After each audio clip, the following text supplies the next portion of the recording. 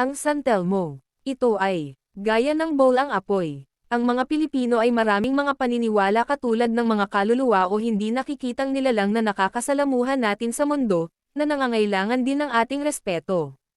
Isa na dito ang San Telmo. Isang uri ng liwanag na sa umpisa ay maliit at unti-unting lumalaki at matangkad na liwanag. Ang San Telmo ay pinaniniwala ang mga kaluluwang namatay sa tubig, sa ilog, dagat o kaya naman kapag umuulan. Ang kanilang kaluluwa ay nanatili kung saan sila binawian ng buhay. Mga hindi matahimik at patuloy sa paggala sa lupa.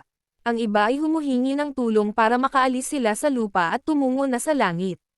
Ang iba naman naghihiganti sa kanilang pagkamatay. Ang iba namang paniwala ito ay mga batang namatay na hindi nabinyagan. Ang San Telmo din ay may kakayahang iligaw ang isang tao, katulad sa gubat. Kapag sinundan mo ang ilaw na ito ay hindi na makakabalik, o di kaya naman dapat may makakita sa'yo para maiwasan ang pagkaligaw sa gubat. Ang ganitong kwento ay madalang na mangyari. Napakakaunti din ng mga taong pinapakitaan. Ang San Telmo na nagpapakita sa ilog o dagat ay pinaniniwala ang dahilan ng pagkalunod ng mangingisda o manlalakbay sa dagat.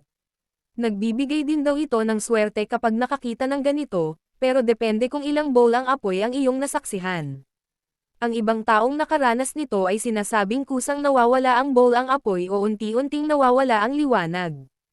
Ang mga matatanda ay nagtitirik ng kandila kung saan nila nakita ang San Telmo. Sa pamamagitan nito, magkakaroon ng katahimikan ang kanilang kaluluwa at makaakyat sa langit.